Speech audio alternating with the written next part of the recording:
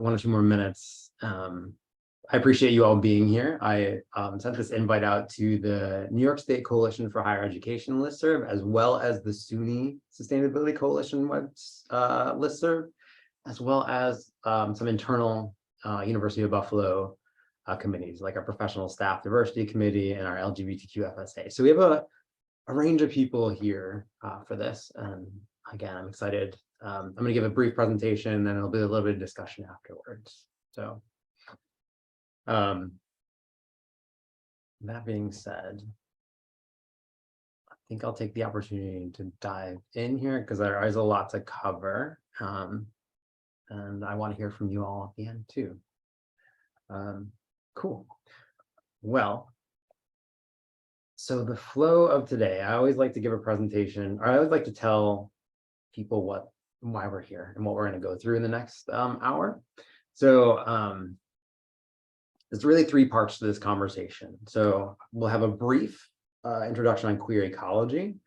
And with the whole caveat that I am not a botanist or biologist or any sort of hard science type of guy. So it'll be very superficial. Eventually, if you have questions on like the mating habits of bonobos, I don't think I can answer that, but I can maybe help point you into some research out there that I pulled from. We'll also talk about queer climate justice and what that means and what that looks like, and why the queer community has different vulnerabilities than other marginalized communities. And then talking about queering our work, which again, if some of you may have missed, we have a wide range of participants in this room coming from different institutions, different places within institutions. So just kind of thinking about how we incorporate queerness, or thinking about queer communities in whatever our role is, but primarily for the sake of, selfishly for my purposes, sustainability and climate action.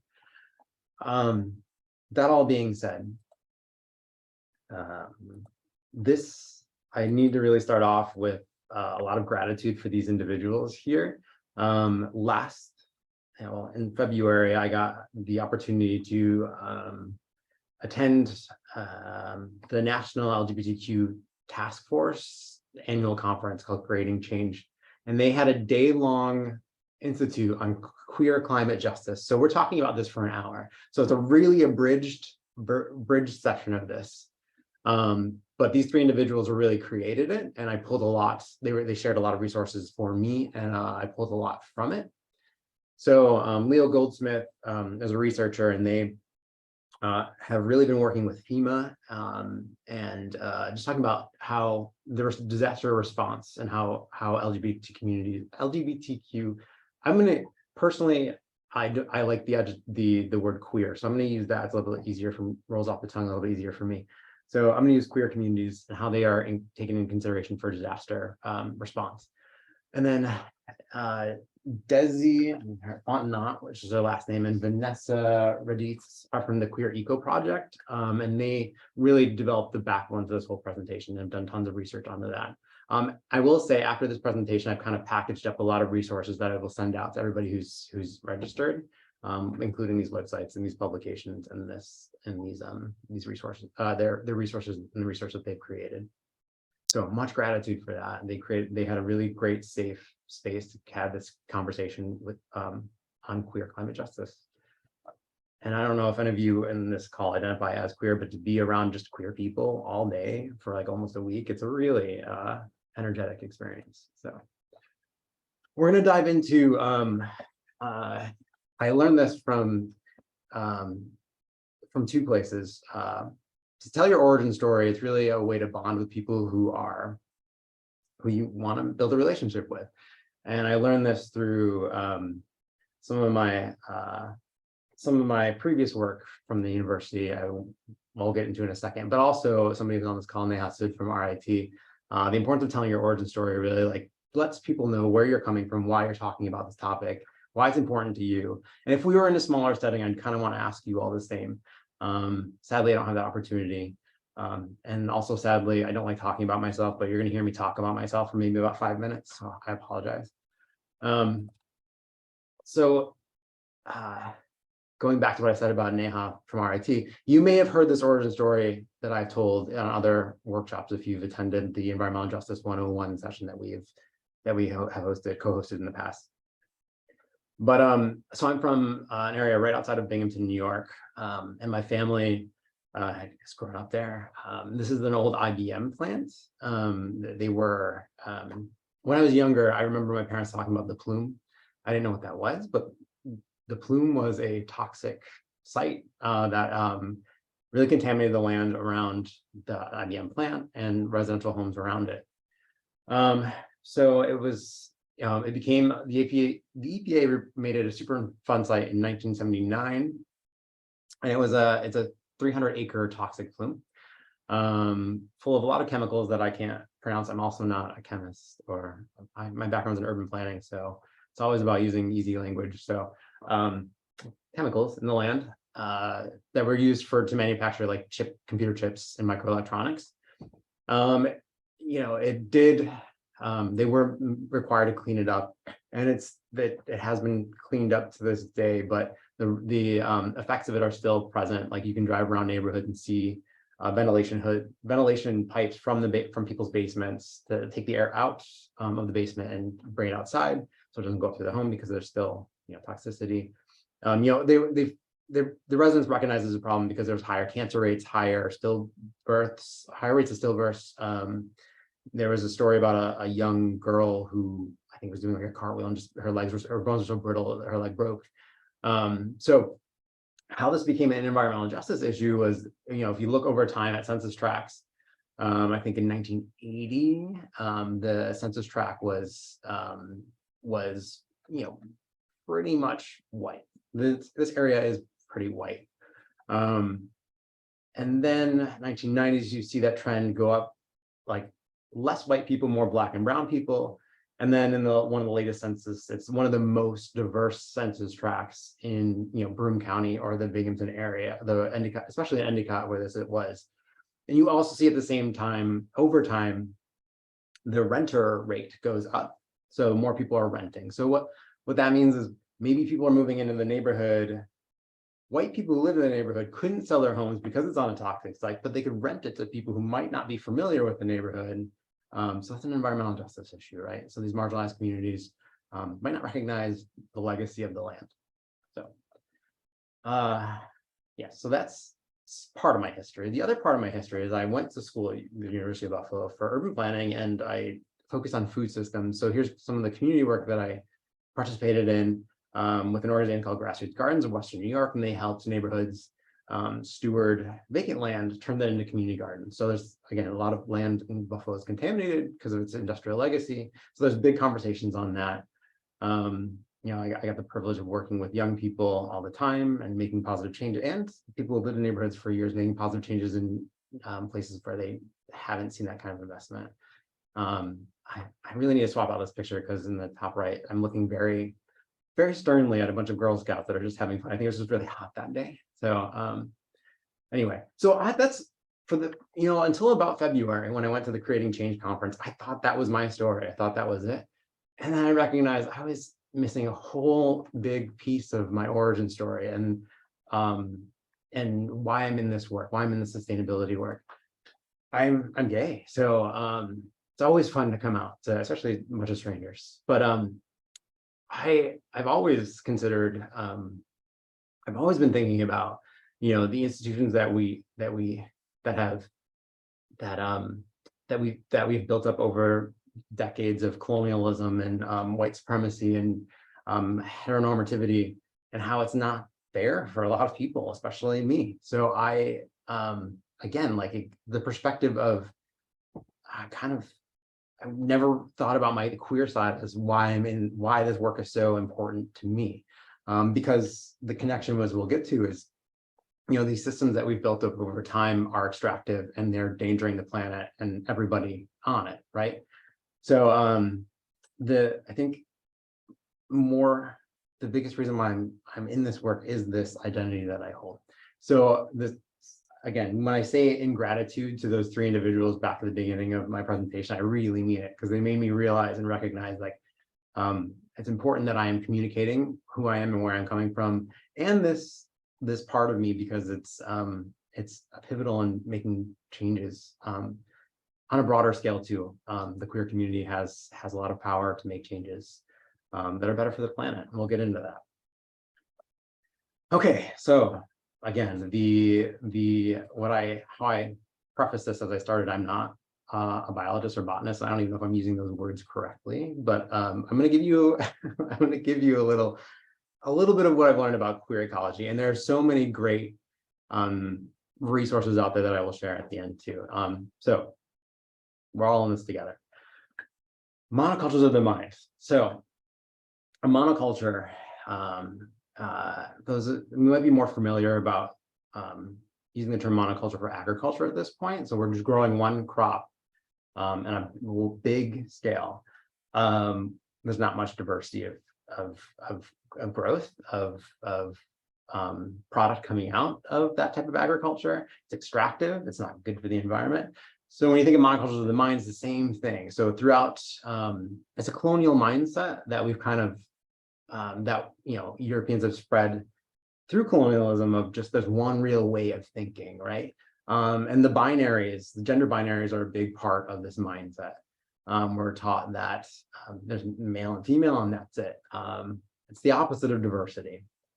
It makes the planet more fragile and vulnerable. And through years of thinking like this, it's made the system to grow and to accommodate less and less difference. And diversity gets compressed into social categories or constructs that are set up for maintaining and participating social hierarchies, like male, female, black, white, all those worldviews. So that's important context. Now, there's a little activity here, and I know this audience might like nail this quiz because more than half of you here are sustainability professionals. Going back to my comments, I'm not a botanist or biologist, I would fail this quiz. So I want you to look at this screen and just think about, these are all native plants, native flowers throughout all of the United States. You can put things in the chat if you want to start calling them out, that's great. But I want you to just personally take inventory and stock of like how many of these you could, if somebody was asking you to take a quiz, how many you would recognize and know. Again, this crowd might be a little higher on the bell curve, I guess. Give you a second to look at them all. Here are the answers. Sorry if I went too fast on that and ruined the activity, but so think about that. Think about how well you've done on that. And if you are a sustainability professional who goes out and, like, again, I know Nate has on this call, she's really in love with flowers. Talked about dahlias for like an hour a couple of weeks ago. So think about somebody who's not versed in, think about maybe your neighbor, somebody in your family who might not be into nature and how well they would have done on this. Then think about that same person or yourself and how well would you do at recognizing this and what these logos, the connections of these logos, what products these are.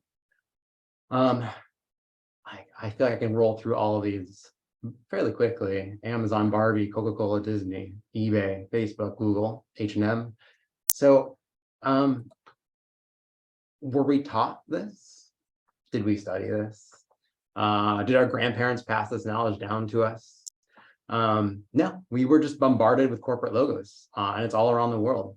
So as we attack cultures and push just one way of being, we monotonize knowledge systems.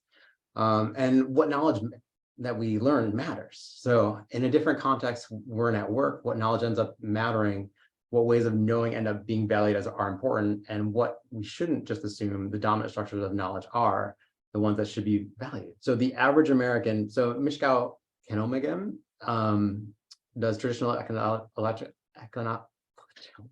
traditional environmental knowledge, says that the average American can identify less than 10 plants, while our grandparents could identify and use more than 100 of them.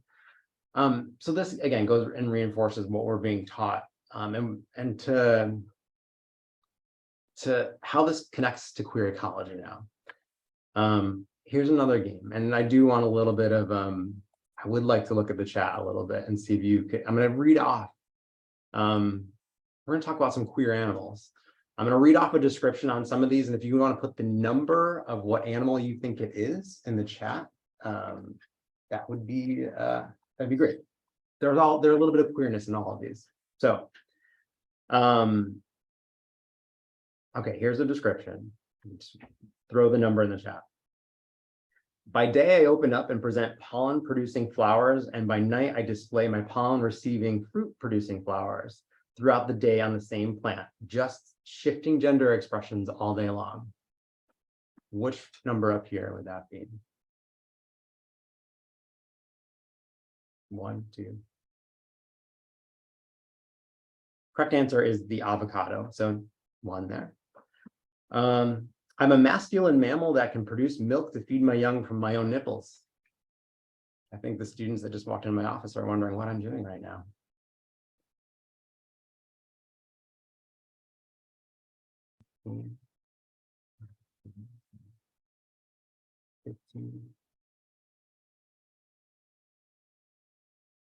So it's actually 5. It's the Dyak fruit bat. Let's do 2 more. That one's so easy. Okay. I'm one of our closest primate relatives, whom we share 99.6% of our DNA, and amongst the most sexually fluid species out there, and one of the most peace-seeking. Of course, is the bonobos. So, okay, last one. And like I said, I will share this presentation so you can have all the answers if you're curious on why these animals are up here. But I can change sex at some point in my life, like many other sea creatures and plants. In particular, I produce eggs and sperm at different stages in life.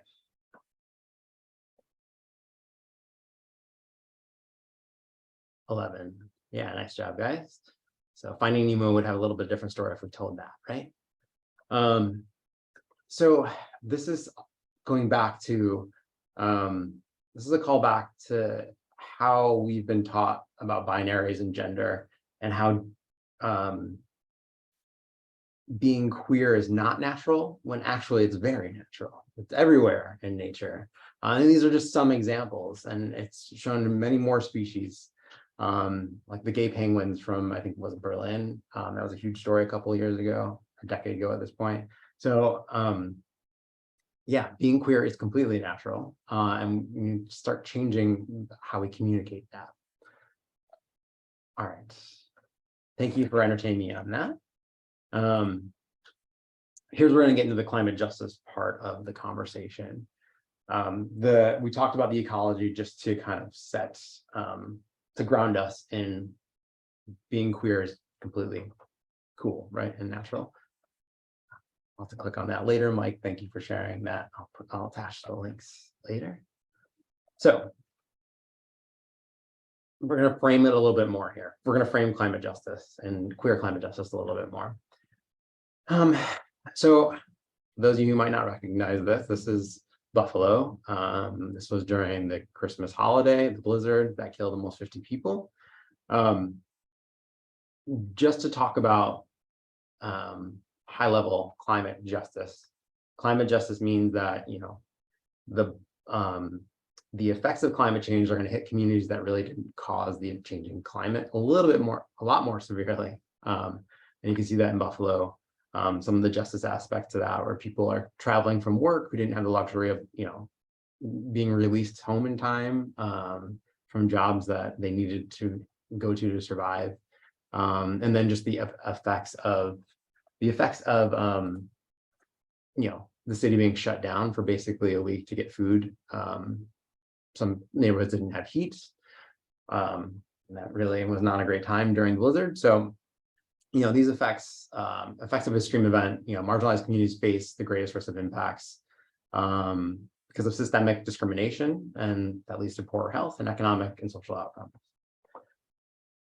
So continuing on, gaps in environmental politics. So the environmental movement has a long history of perpetuating whiteness and cisnormativity and the heteropatriarchy in leadership, representation, language, culture, all of that. Like I remember being in grade school learning about male flowers and female flowers, when it's just really pollen receiving and pollen producing, is a better non-gendered way of talking about that. So we don't have an assumption that the gender roles of a flower, I guess. So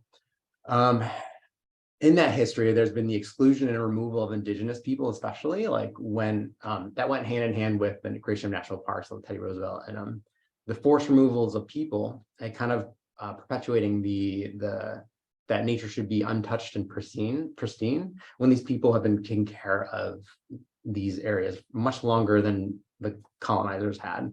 But like the untouched and pristine wilderness, like that leads to problems like with in California fire, taking out the fuel load of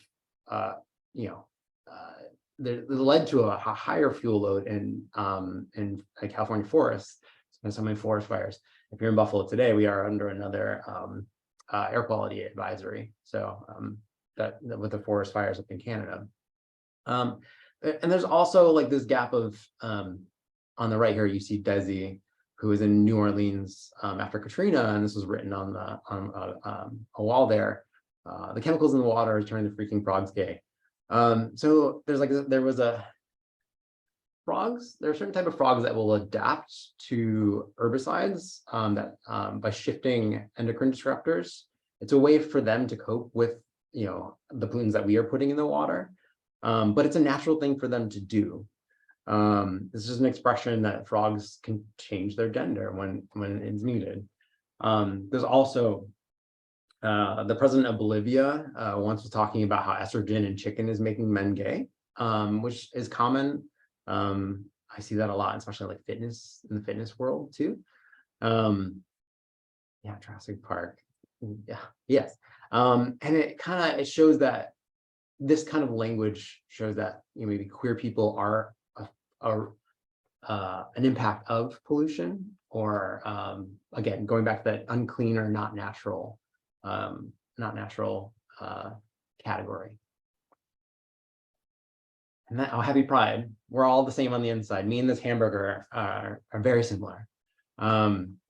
So for the past 40 years, the queer community has had really great progress and institution building, for the queer movement. But there's been a lot of debates on what is a real solution and what is a false promise. So a lot of resources went towards creating and maintaining an acceptable heteronormative gay subject.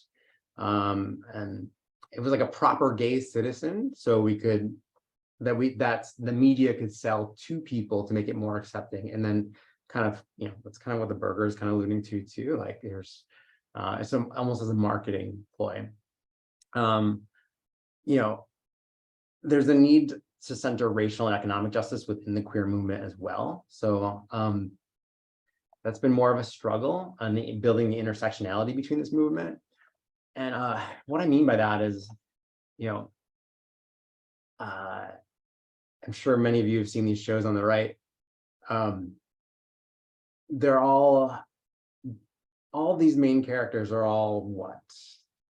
White men at a certain age who all are wealthy. So that was what was kind of promoted through the media of what an acceptable gay person was. When we know gay people are very intersectional, we're found in every geography, every race, every ability, every gender. So it's more than just this. And this was, after the radical grassroots organizing in the 70s and 80s during and after the AIDS pandemic, the LGBT community did turn towards a more heteronormative agenda that kind of serves, white, middle-class, urban gays and lesbians. But statistics have shown that, these wins and resources that we've had have shown that they've not gone very far increasing the safety and well-being of most LGBTQ people in the country, especially BIPOC, disabled, poor, and rural queer communities. For example, with marriage equality, and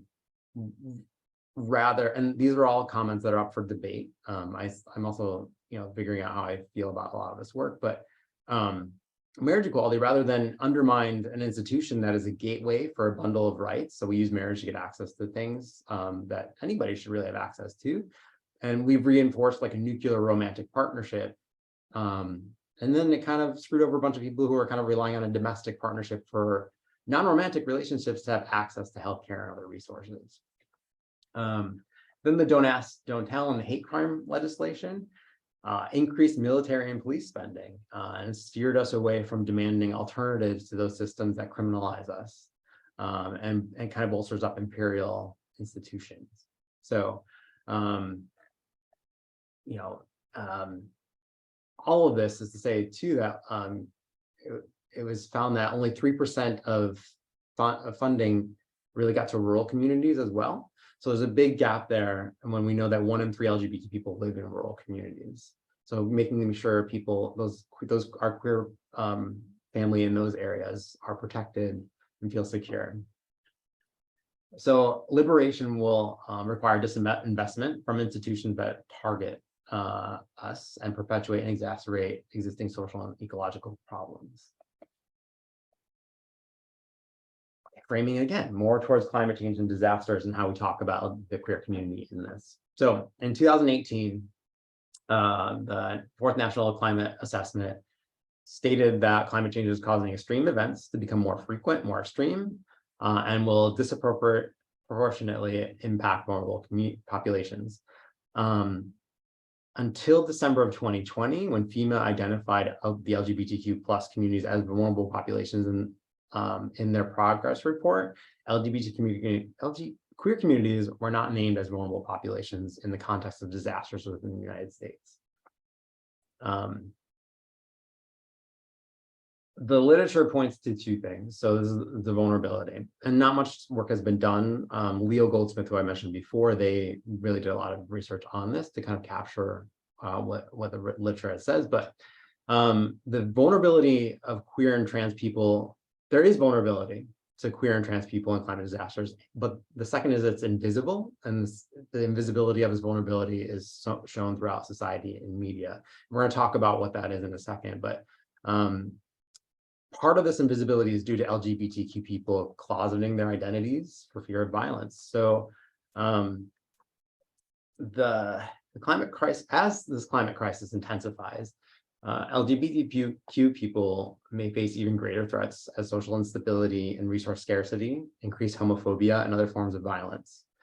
So there was a religious scholar, their name was Crystal Clayville, noted that, the instability of nature and the frequency of deadly storms are understood in fundamentalist Christianity as not caused by carbon consumption, but by sexual immortality. And that's kind of shown in this quote here by everybody's favorite, Ann Coulter.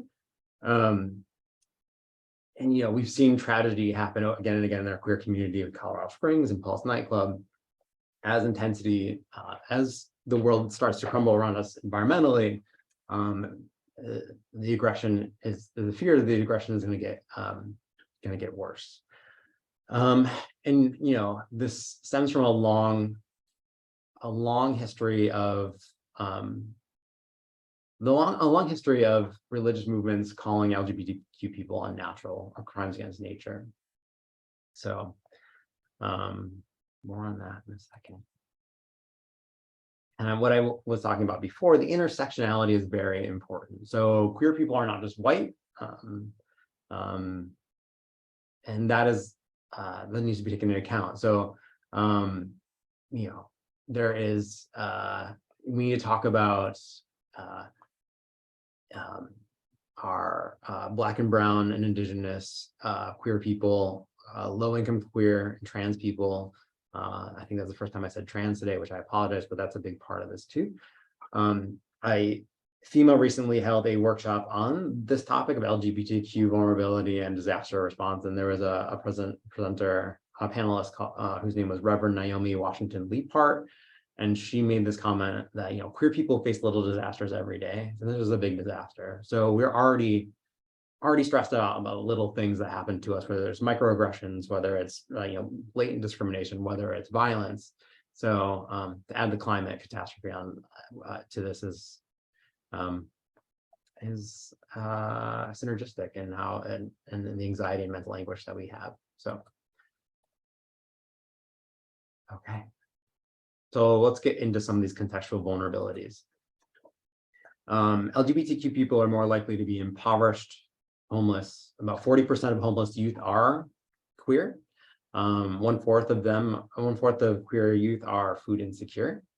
More LGBTQ people are diagnosed with mental illness and chronic illnesses. So just for some context on that, 82% of trans people have thought about killing themselves and 40% have attempted suicide. So think about being under the stress of a climate crisis or being trapped in your home for 5 days, staring at a wall, like what that does to you mentally when you're already mentally vulnerable.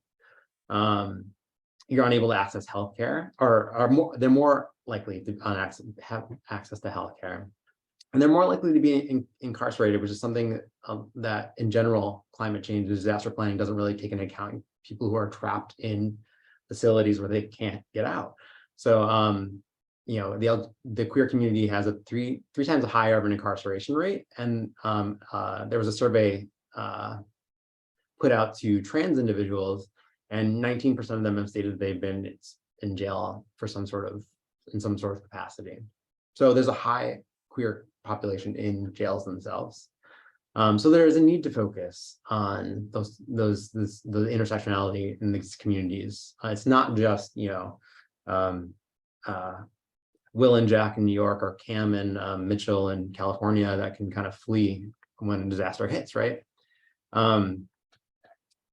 So moving on, and disability too. So the drivers of discrimination, and this is more, some of this a little bit is political. We're talking about the FEMA process a little bit. There's something called the Section 308 of the Robert T. Stafford Act that outlines non-discrimination protections and relates specifically to FEMA activities, but it doesn't explicitly protect sexual orientation and gender identity. The Equal Access Rule, which states that individuals, regardless of sexual orientation and gender identity, should have equal access to housing and urban development shelters, housing, and other services. So in the last administration under Trump, was Ben Carson, I think they were debating that rule a lot, and it showed how they were going to reverse that. It kind of shows how fragile that protection can be. There's also, when a disaster hits, there's a researcher in Australia that coined the term queer domicide. So it's more than just the loss of a home, but a loss of a whole community. So queer people rely on community spaces a lot. So on a disaster when that's gone, there's not a place that LGBTQ people might feel comfortable going to, like a temporary housing or a temporary shelter after a disaster.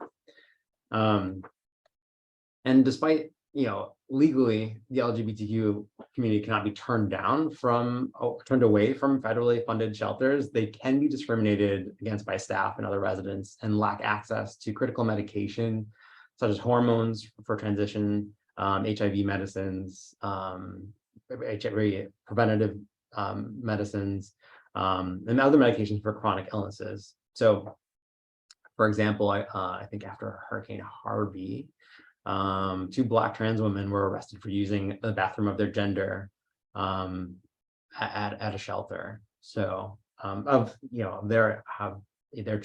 gender, how they were presenting. So identification can also be an issue. Only 11% of transgendered individuals have every important document changed to their chosen name and gender identity. So it's a really low rate. So after a disaster, you lose your house and all that paperwork. You might not have that with you. So when people are asking for identification, it's an issue, especially. And on the other, when we talk about intersectionality, there's also like undocumented LGBTQ individuals too. So,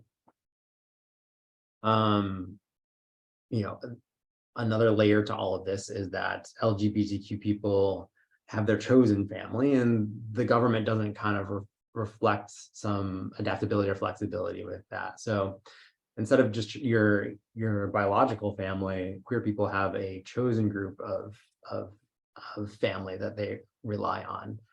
So after a disaster, getting access or being housed with your chosen family might be difficult to have permission to do. And then, there's stories of LGBTQ families being separated because disaster planning and emergency response and recovery policies fail to recognize these structures. So during Hurricane Katrina, the federal and local disaster relief services initially provided benefits to those who fit into the categories of opposite gender couples. Those that were not in a heterosexual relationship or a single mother were not prioritized by FEMA and the Red Cross. And in 2 reported cases, LGBTQ plus couples had to pose as sisters to prevent separation at a shelter in order to receive benefits for themselves and their children. So the last thing to this is that, federally, funding from FEMA, aid from FEMA goes into the community, and they typically use faith-based organizations for that funding, because faith-based organizations are really usually tied to the community that they are local in. That can be a barrier from people who have been stigmatized by faith-based communities. If a disaster hits and I am, if a trans individual or a gay individual, I may not be comfortable at trying to accept relief from a faith-based organization that may have persecuted me or, that have stigmatized me in a certain way. And that's shown by like the Ann Coulter quote. So it's just something to consider in the disaster planning phase of all this, where the resources are going to. After Hurricane Harvey, about 2/3 of all social services provided to communities went to faith-based organizations. So policy recommendations. Cultural competency is great. Anti-discrimination policy is great. To update disaster and emergency plans to include the queer community in all forms. Thinking about where the funding for the planning process is. So to make sure that queer people are are at the table in these conversations. So we'll work with LGBT communities, community centers, make sure that they can become emergency shelters. And then again, funneling disaster relief through other mechanisms rather than just faith-based organizations. And I do want to say, like, not every faith-based organization has that history, so just keep that context too.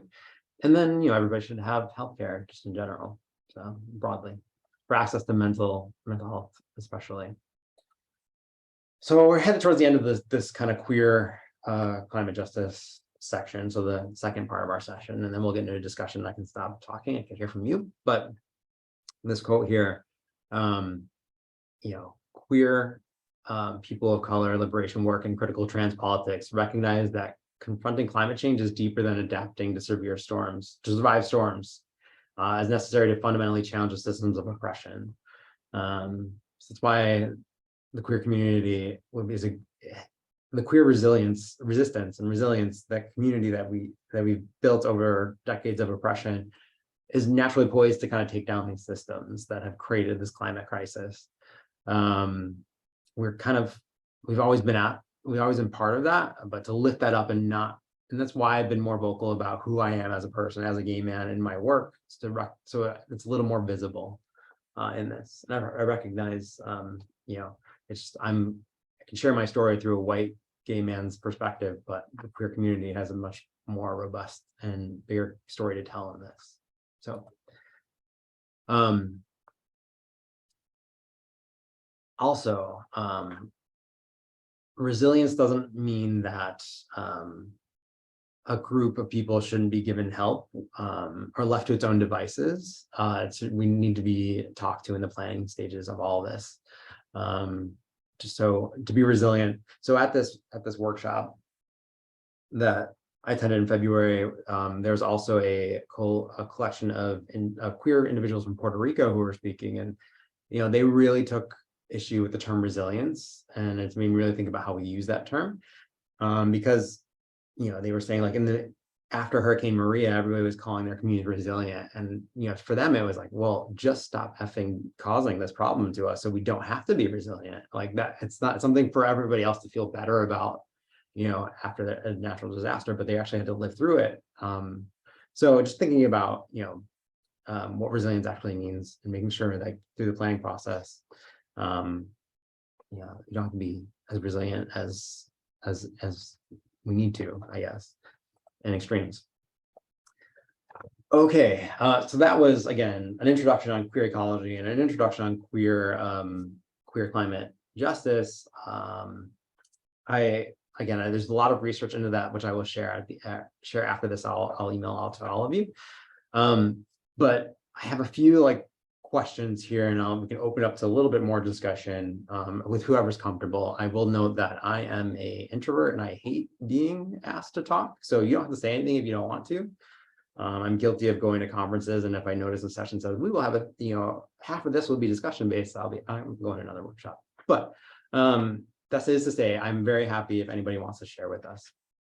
The first question I have for you is not necessarily something you have to respond to, but I want you to think about what's up here in your own experience, and that's doesn't matter if you're cisgender, heterosexual. Just think about how gender and sexuality shape your relationships to place. And that place is vague. So that could be your workplace, because we're technically doing this at work. It could be how you interact at home with your family. It could be about how you interact with your community, or where you're going on vacation next week, or the 4th of July. How will who you are affect how you work, how you impact place? And I'm not looking for a response, but if anybody wants to share, but I'm just using this time to ground us in this.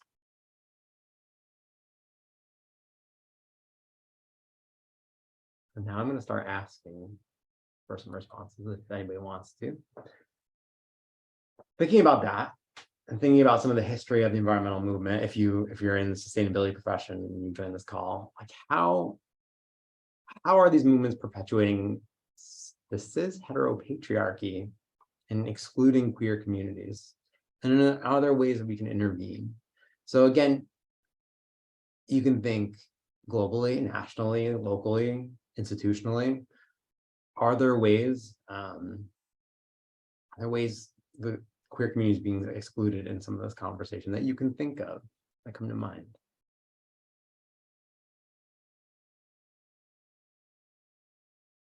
I also recognize that I'm just introducing a lot of this to you all now too. So, hi, this is Pat Shelley.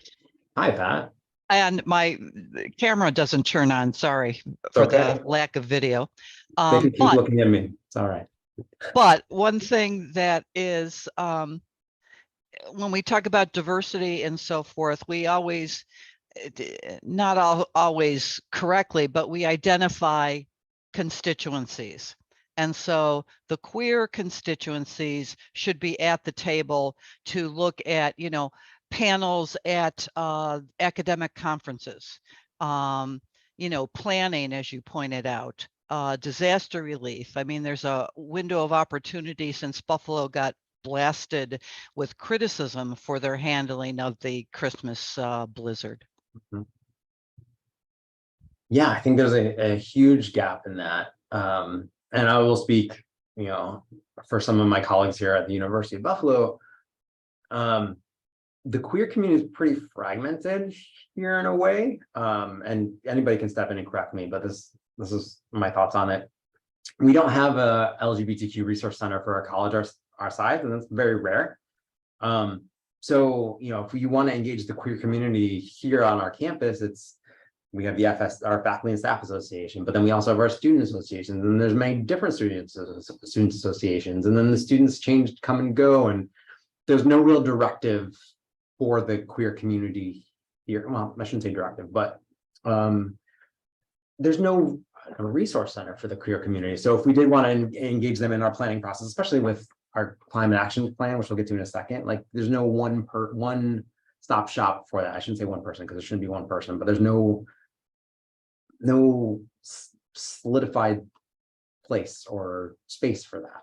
So, and then of course, Pat, what you're saying about the city of Buffalo, I don't even know what their outreach has been broadly about the blizzard, so, and how to prepare for the future and their disaster planning preparedness.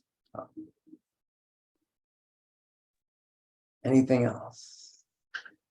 Hi, this is Michelle Ledesma Bear.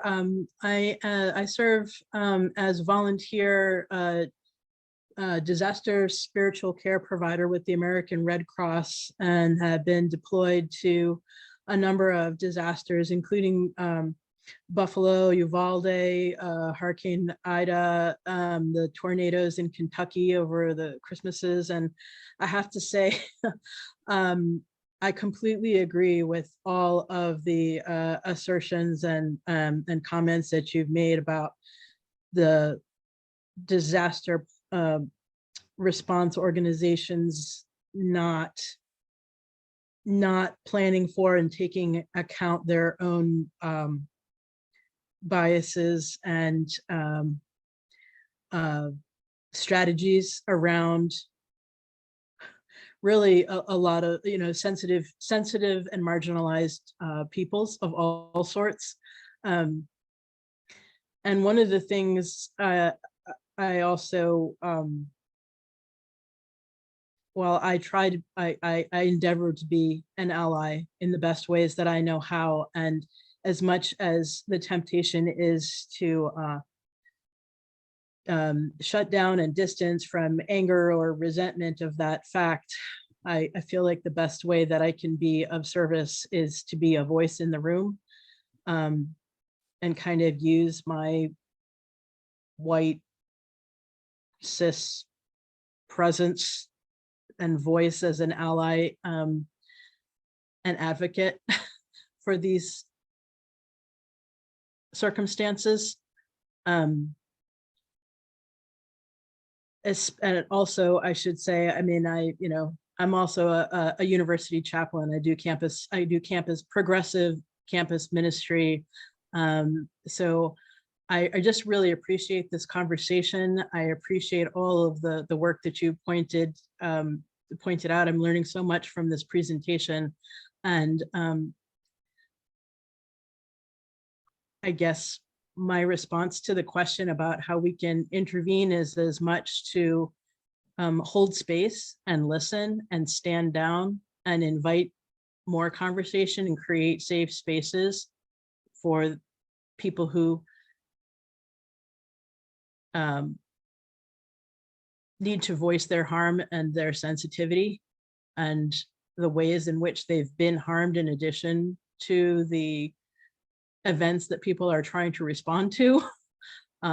So much, there's additional harm being inflicted by the institutions that are attempting to help. There's just so much unrecognized bias that this is just such important work. And I wish that there were, more tools for anyone who wants to be an ally and create those spaces within these difficult junctures. Yeah. That's Michelle, all for me. Thank you. Yeah, Michelle, that is, I was gonna say that is wonderful, but let me quantify that or qualify that. I thank you for being a voice in the room and an ally and thinking about these perspectives when you're there. It's not wonderful that you can validate these claims, I guess. So because it's not all good news, but yeah, it's, to have people who are doing this work that are looking at it like you are our allies.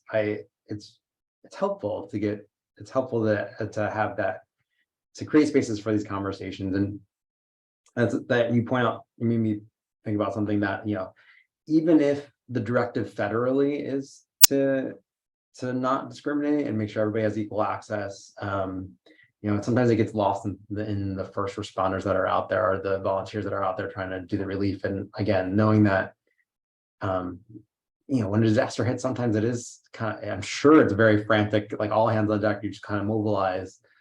So, thinking about, cultural competency trainings might not be the top of the list because you're just trying to help people. So I appreciate it. And I'm glad that you're here and shared that. Thank you. Any other comments on this? I have a few more questions. but I love the discussion, so don't have to get to all of them. Hi, Derek, can you hear me? Yes, hey Grace. Hi. So one thing that I sort of take issue with is the phrase like Mother Nature or Mother Earth, because I find it pretty reductive to reproductive capability. And as we know in the queer community, not everybody who can give birth identifies as a woman or as a mother. Mhm. So just sort of using that phrasing is something I'm more sensitive to, for sure. Yeah, that's such a great point on that. And like, there's many more layers of gender to all this that I couldn't really dive into, but yeah, that and just Mother Nature in general, it's, again, that going back to that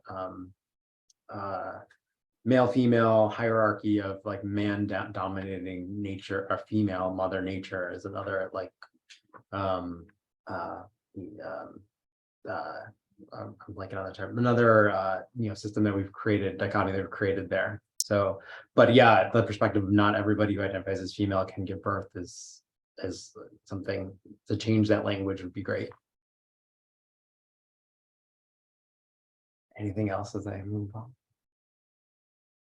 Stop me if you can definitely speak up. So here's a little bit more, something a little more practical for some of us on this call. Some of us are really into this climate action and sustainability work on our campuses. Some of us are just attending because this is a conversation on being queer and we identify as queer, but I think we all have some connection to higher education here. So how can colleges and universities incorporate queerness in their climate action and sustainability plans? And just, I'm gonna, again, go back to talking about myself because apparently it's so much fun for me, but the University of Buffalo has a goal to be carbon neutral in 6.5 years, and we have 10 strategies to get us there. Everything from carbon offsets to renewable energy to mobility to heating, waste, behavioral change, food systems, and investment. So I'm just using this right now because some people on this call might not have a climate action plan. So just to think about what that really means and what we're taking into account. So how do we make those connections to, how do we connect all that to being queer? Or what are your thoughts? How should we go about doing that?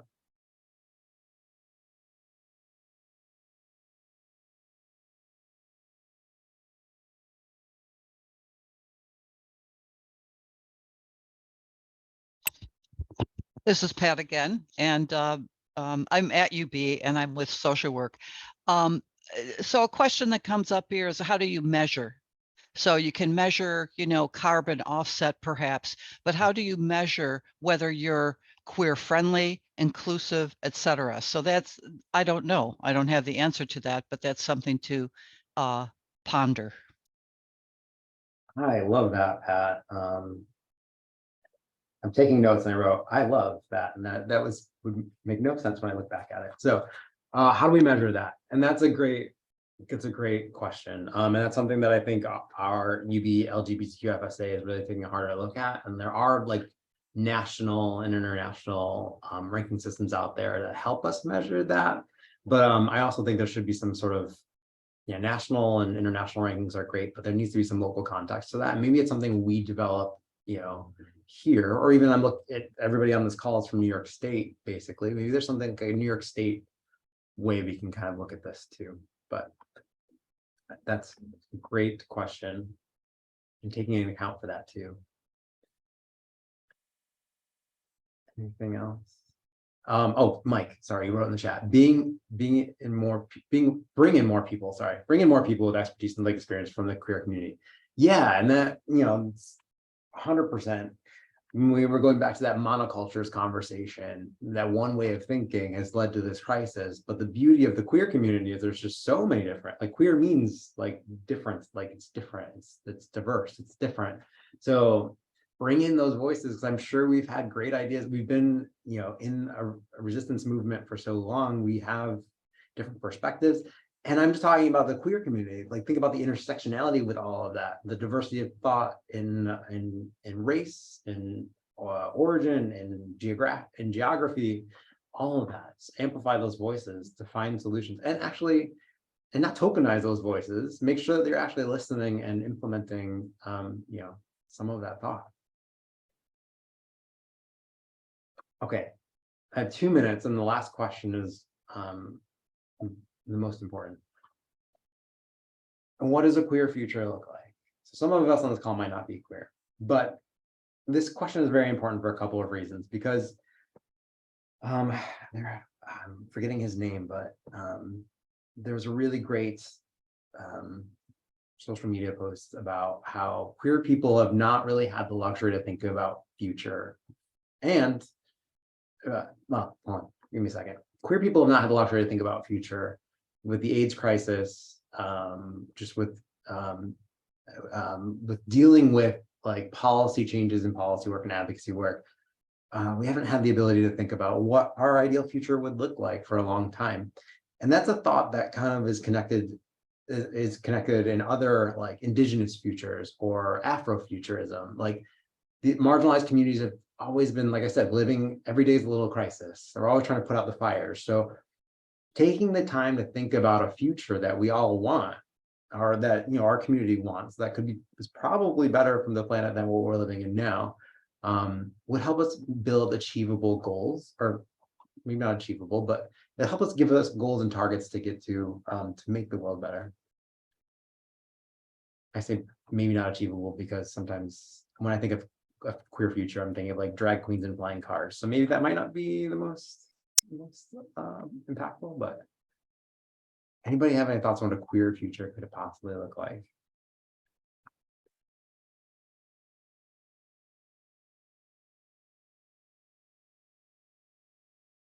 And if not, I can give this as this parting thought for you all too.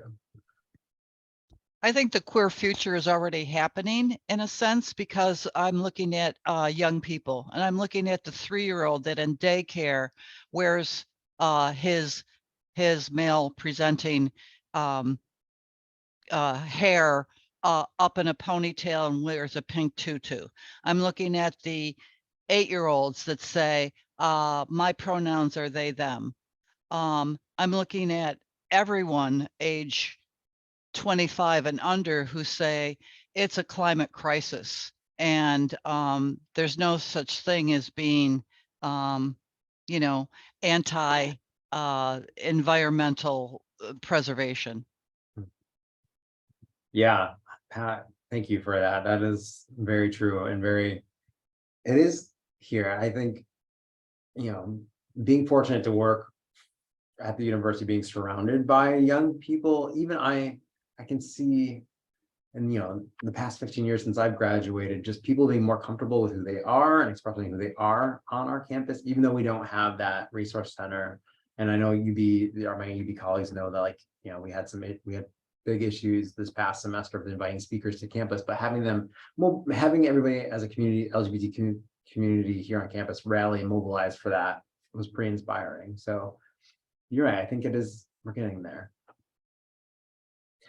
Okay, we're at time, so if anybody wants to share another thought, feel free. But everybody else, I will put this is my contact, which you might all have from registering, but if there is any other follow-up or to continue this conversation, I'm happy to do this. This was a kind of a train the trainer model that I learned, and this is something that, you know, I would love to have like a New York State chapter on, like,